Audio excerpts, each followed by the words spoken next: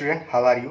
आई hope आप सभी ठीक होंगे। तो आज से हम class 10 ICSE ML Agarwal exercise 12.2 के क्वेश्चन नंबर 6 से आपको बताएंगे। ओके बेटा, देखिए क्या कह रहा है। कह रहा है is the line through -2, 3 and 4, 1 perpendicular to the line 3x = y+1। कह रहा है क्या वो लाइन जो -2, 3 और 4, 1 से पास होती है, क्या वो परपेंडिकुलर होगी 3x = y+1 से। पहला पार्ट तो ये है। तो परपेंडिकुलरली का क्राइटेरिया हम कैसे पता लगाएंगे? ये वाली लाइन का स्लोप निकालेंगे जो -2, 3 और 4, 1 से पास हो रही है, और ये वाली लाइन का स्लोप निकालेंगे 3x = y+1 से। अगर दोनों के स्लोप का प्रोडक्ट -1 होगा तो पास हो रही है, अदरवाइज नहीं हो रही है। ठीक है, सॉरी, पास नहीं हो रही। अगर दोनों के स्लोप का प्रोडक्ट -1 है तो वो दोनों लाइन एक दूसरे के परपेंडिकुलर है, अदरवाइज नहीं है। ठीक है ना, पास नहीं हो रही। उसके बाद कह रहा है does the line 3x = y+1, यानी ये वाली line bisect the joint of -2, 1 and y, 4, 1। कह रहा है उसके बाद पता करना है क्या 3x = y+1 जो लाइन है वो इन दोनों पॉइंट्स के मिड पॉइंट को बाइसेक्ट कर रही है कि नहीं, या इन दोनों पॉइंट को बाइसेक्ट कर रही है कि नहीं। अच्छा, इन दोनों पॉइंट को बाइसेक्ट करने का मतलब क्या है? इन दोनों पॉइंट के बाइसेक्ट करने का मतलब यही है कि ये जो लाइन है 3x = y+1, क्या ये इन दोनों के मिड पॉइंट से होकर गुजर रही है कि नहीं। तो सबसे पहले क्या निकालेंगे सेकंड पार्ट में, इन दोनों का मिड पॉइंट -2, 3 और 4, 1 का। वो जो मिड पॉइंट आएगा उसको ये वाली इक्वेशन में सेटिस्फाई करा देंगे। अगर उस पॉइंट के साथ ये वाली इक्वेशन सेटिस्फाई होगी तो बाइसेक्ट कर रही है, अदरवाइज नहीं कर रही है। ठीक है, समझाने में शायद थोड़ा समझ में ना आया हो, करते हैं समझ में आएगा। ठीक है, कोई दिक्कत वाली बात नहीं है, घबराइएगा नहीं। ओके बेटा, क्लियर है। देखो सोल्यूशन, सबसे पहले आप -2, 3 और 4, 1 जो दिया है, ठीक है, इसका आप क्या निकालेंगे, इसका स्लोप निकालेंगे। क्लियर है बेटा, अच्छे से, कोई दिक्कत वाली बात तो नहीं है। स्लोप का फॉर्मूला क्या होता है, m1 मान लो आप निकाल रहे हो, y2 - y1 अपॉन में x2 - x1। ये तो पढ़ के आए हो प्रीवियस एक्सरसाइज में। ठीक है, y2 कितना दिया है, कुछ भी मान लो, 1 मान लो, -2, 3 को x1 y1 मान लो, 4, 1 को x2 y2 मान लो, तो ये हो जाएगा 1 - 3 अपॉन में 4 -2। क्लियर है ना, बता दिया है कि इसको क्या माना है। हो जाएगा -2 अपॉन में -1 प्लस हो जाएगा, 4 + 2 कितना हो जाएगा 6, 4 × 1 = 4। तो आंसर कितना आ गया, -1/3। m1 की वैल्यू -1/3 आ गई। 3x = कितना दिया है, y+1। क्लियर है ना, इसको इधर भेज दो तो y = कितना हो जाएगा, 3x -1। +1 को आपने राइट हैंड साइड से उठा के +1 को लेफ्ट हैंड साइड में भेज दिया, तो +1 से -1 हो गया। तो यहाँ से m2 की वैल्यू कितनी आ जाएगी, y = mx + c से कंपेयर करोगे तो m की वैल्यू 3 आ जाएगी। अब देख लो क्या m1 m2 का प्रोडक्ट -1 के बराबर है। चलिए देख लेते हैं, m1 × m2 करो, m1 की वैल्यू है -1/3 इंटू m2 की वैल्यू है 3, 3 से 3 रिड्यूस हो गया, आंसर कितना है, -1। अगर m1 m2 का प्रोडक्ट -1 के बराबर है तो आप लिख सकते हो therefore these two lines are perpendicular to each other। लिख सकते हो ना, अगर दोनों के स्लोप का प्रोडक्ट -1 के बराबर है तो आप लिख सकते हो these two lines are perpendicular to each other। Clear है अच्छे से। इसके बाद देखो, उसके बाद हम निकालेंगे इन दोनों का मिड पॉइंट। ठीक है, चलिए, mid point of -2, 3 and 4, 1। Mid point कैसे निकलेगा बेटा, पहले x' निकाल लेते हैं। ठीक है, x और y का इस्तेमाल नहीं करेंगे क्योंकि x और y यहाँ पे इक्वेशन में दिया हुआ है तो कन्फ्यूजन हो सकती है। ठीक है, x' कैसे निकलेगा, -2 + 4 को ऐड करोगे, 2 से डिवाइड कर दोगे, ये आ जाएगा 2/2, आंसर आएगा 1। ठीक है, तो y' कितना आएगा, 3 + 1/2, 3 + 1/2 आ जाएगा 4/2, 2 1 से 2 2 से। ठीक है, अब देखो, अब जो इक्वेशन थी 3x = y+1, अब क्या ये जो x और y की वैल्यू आई है 1 और 2, क्या ये इस इक्वेशन को सेटिस्फाई कर रही है? अगर सेटिस्फाई करेगी तो बाइसेक्ट कर रहा है ये वाली लाइन इन दोनों को, अदरवाइज नहीं कर रहा है। ठीक है, रख लेते हैं, x की जगह पे 1 पुट करेंगे, y की जगह पर 2 पुट कर देंगे, 3 × 1 = 3, 2 + 1 3। तो आप लिखोगे देयरफॉर, ठीक है। Therefore 3x is equal to y plus 1 will bisect the -2, 3 and 4, 1। आपसे सिर्फ पूछ रहा था तो दोनों ही केस में आंसर क्या होगा, यस यस होगा, ठीक है ना, क्लियर है अच्छे से। चलिए इसके बाद अपना नेक्स्ट क्वेश्चन करते हैं, समझना थोड़ा सा क्या कह रहा है। कह रहा था line through a -2, 3 and b 4, b is perpendicular to the line 2x - 4y is equal to 5, find the value of b। बहुत आसान क्वेश्चन है, देख लो सोल्यूशन। कह रहा है दोनों ने आपस में क्या है, परपेंडिकुलर है। चलिए पहले इसका स्लोप निकालते हैं a और b का हेल्प से। तो मान लो m1 निकालना है, y2 - y1 अपॉन में x2 - x1, यही होता है फॉर्मूला। a के कोऑर्डिनेट्स को x1 y1 मान लो, b के कोऑर्डिनेट्स को x2 y2 मान लो, तो आंसर कितना आएगा, b - 3 अपॉन में 4 - 2। आंसर कितना आ गया, b - 3 अपॉन में माइनस माइनस डिनोमिनेटर में भी क्या हो जाएगा, प्लस हो जाएगा। 4 + 2 कितना आएगा, 6 आएगा। क्लियर है। यहाँ क्या दिया है, 2x - 4y is equal to 5। 5 को इधर भेजोगे, -4y को इधर ले जाओगे। क्लियर है। तो y की वैल्यू कितनी आ जाएगी यहाँ से, 2x अपॉन में 4 प्लस -5/4। ये चीज़ समझ में आएगी नहीं, बीच में प्लस के लोग हैं, इसका भी मैं आपको रीज़न कई बार बता चुका हूँ, क्योंकि जो बेसिक इक्वेशन होती है वो y = mx + c के फॉर्म की होती है, बीच में प्लस लगा होना चाहिए। ठीक है, ये प्लस माइनस मिल गया, अगेन माइनस हो जाएगा, कोई दिक्कत वाली बात नहीं है। ठीक है, तो y की वैल्यू कितनी आ गई, इसको सीधा करके लिख देंगे, 2/4x प्लस -5/4। m1 की वैल्यू ये थी, m2 की वैल्यू यहाँ से कितनी आ गई, अगर इस इक्वेशन को y = mx + c से कंपेयर करेंगे, 2/4 आएगी। 2/4 को आप क्या लिख सकते हो, 1/2 लिख सकते हो।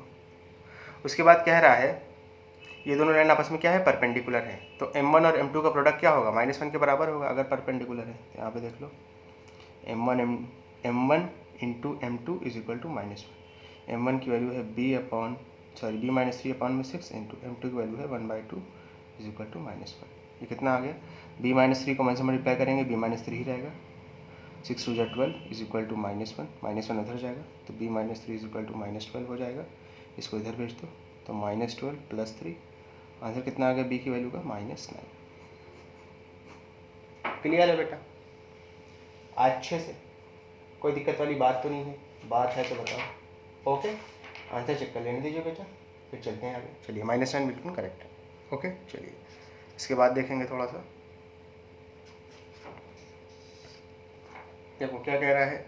कह रहा है the lines 3x + y = 4 and x - ay + 7 = 0 and bx + 2y + 5 = 0 form 3 consecutive sides of rectangle, find the values of a and b। ये बहुत आसान क्वेश्चन है, देखने में टफ लग रहा है। ठीक है, कह रहा है 3 इक्वेशन ऑफ लाइन दी है और ये 3 इक्वेशन ऑफ लाइन ट्राइंगल की 3 साइड्स को रिप्रेजेंट करती हैं, यानी ट्राइंगल की 3 साइड बना लिया जाए। एक साइड ये हो गई, एक साइड आपकी ये हो गई और एक साइड ये हो गई।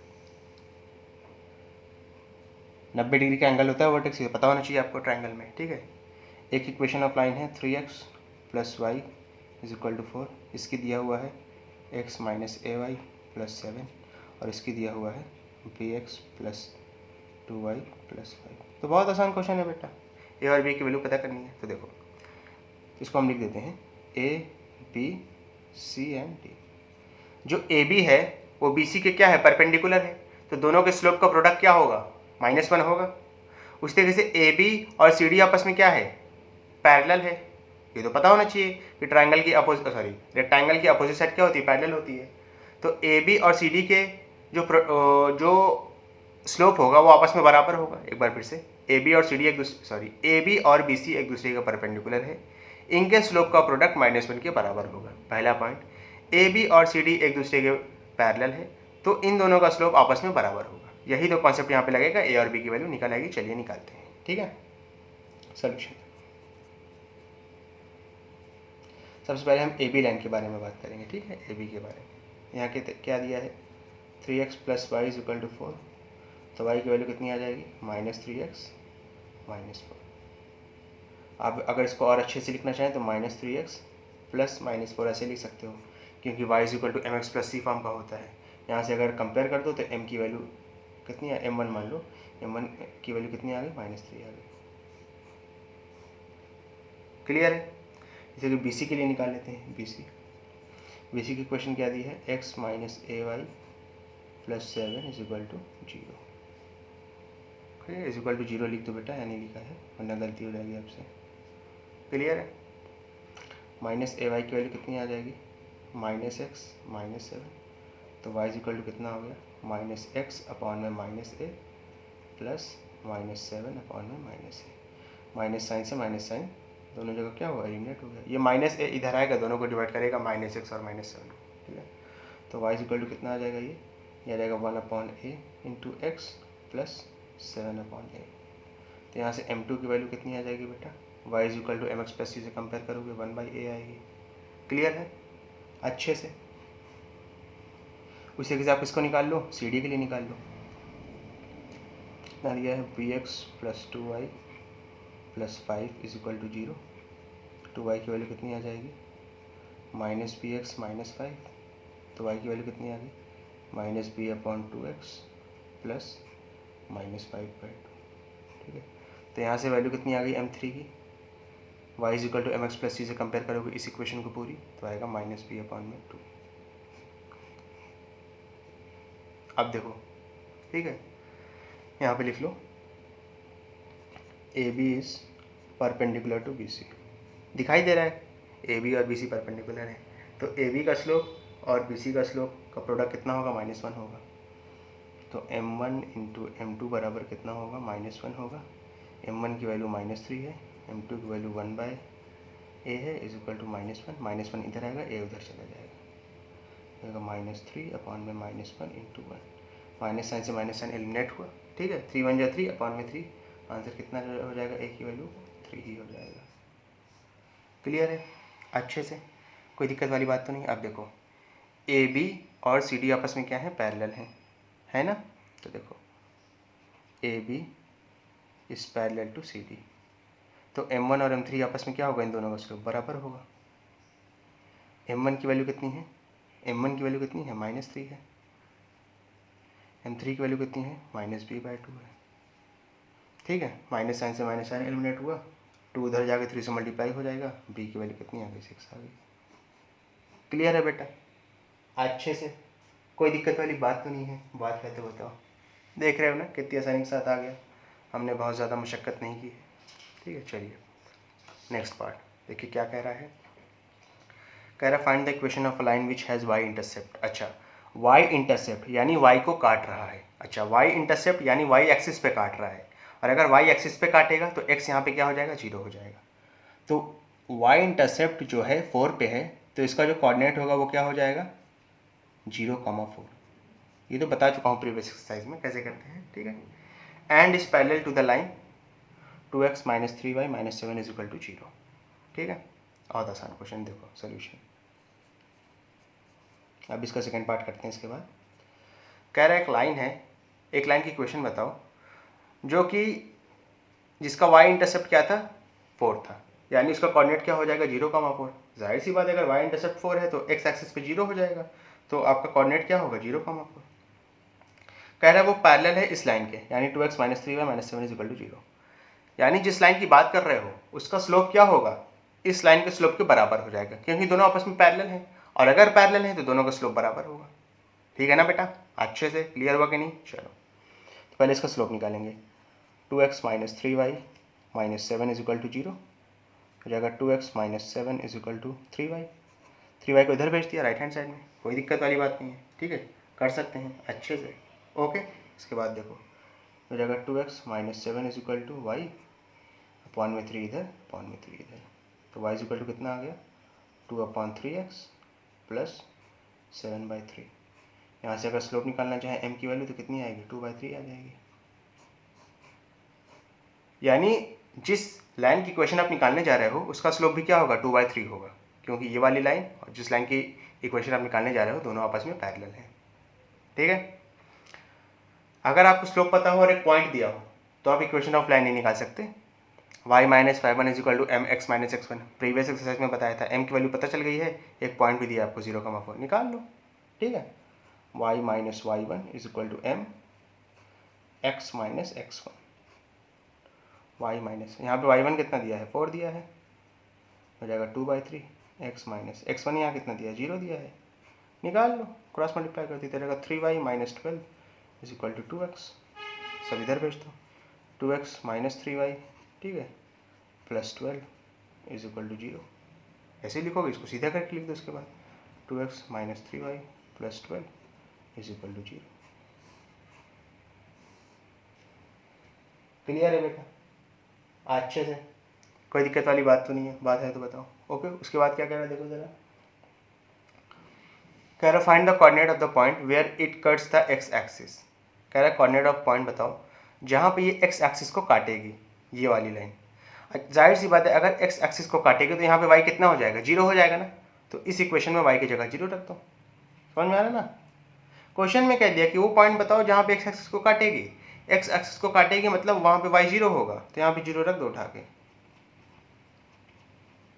ठीक है, तो हो जाएगा 2x, ये तो 0 हो जाएगा, -3 को 0 से मल्टीप्लाई करोगे 0 हो जाएगा, कोई मतलब नहीं है, +12 को उधर ले जाओगे -12 हो जाएगा, तो x की वैल्यू कितनी हो जाएगी -12/2, 2 1 0 2 6, आंसर कितना है x की वैल्यू का -6, ठीक है।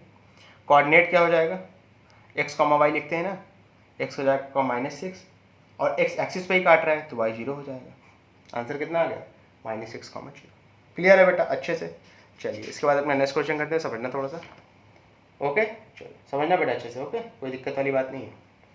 देखो क्या कह रहा है, कह रहा है find the equation of a straight line perpendicular to the line 2x + 5y + 7 = 0 and with y intercept -3। बहुत आसान क्वेश्चन है, देखो सोल्यूशन,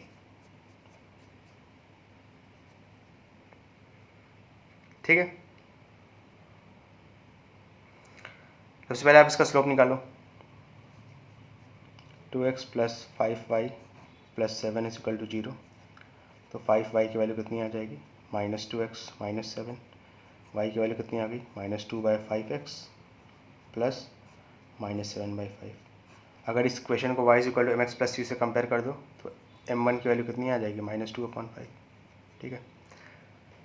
अच्छा, जिस स्ट्रेट लाइन की आपको इक्वेशन निकालनी है वो और ये वाली लाइन आपस में परपेंडिकुलर है, ऐसा क्वेश्चन में कहा है, तो दोनों के स्लोप का प्रोडक्ट क्या होगा -1 होगा। एक का स्लोप आपको पता है m1, जिस स्ट्रेट लाइन की आपको इक्वेशन निकालनी है उसके स्लोप को आप m2 मान लो, तो m1 और m2 का प्रोडक्ट होगा -1, m1 की वैल्यू है -2/5 into m2 is equal to कितना होगा -1, ठीक है।